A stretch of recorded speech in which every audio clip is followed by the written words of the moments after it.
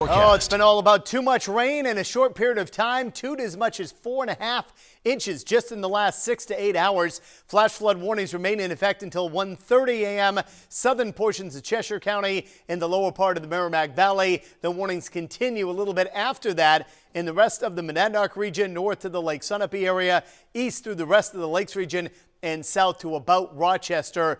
All spots seeing the rain beginning to diminish, except in the lower part of the Merrimack Valley in and around Nashua and right along the immediate coastline. Although even in Portsmouth, the heaviest of the rain has just pulled off to your east. Still some steady moderate rain with some lightning strikes mixed in. But again, the real torrential flooding rain is about to clear within the next half hour in many spots where it does linger. Farther upstream, a few more showers, some steady or light to moderate rain will fall in the Merrimack Valley south of Concord and Manchester.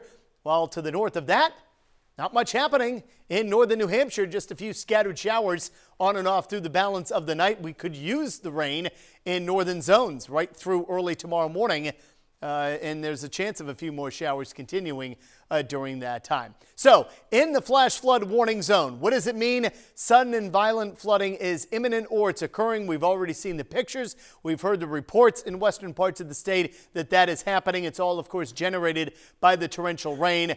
You want to make sure that as you're traveling out and about tonight, if you have to do so, you don't cross a flooded roadway.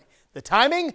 Again, right now, the heaviest of the rain right along the immediate coast and south of the Queen City, but it's gone within the hour. And then just a scattering of showers will fill back in northern parts of the state towards tomorrow morning. Well, the sky's actually partially clear in southern New Hampshire. Sutton, 4.64 inches of rain, again, just in a matter of about 7 or 8 hours. Marlow, 4.5, just under 3 in Northfield. Swansea, just under 3 inches of rain. Farmington at 2.62. By the way, just under 2 inches of rain in Concord, which now vaults us into the second spot in terms of the wettest months of all time in terms of how long records have been kept back in 1868.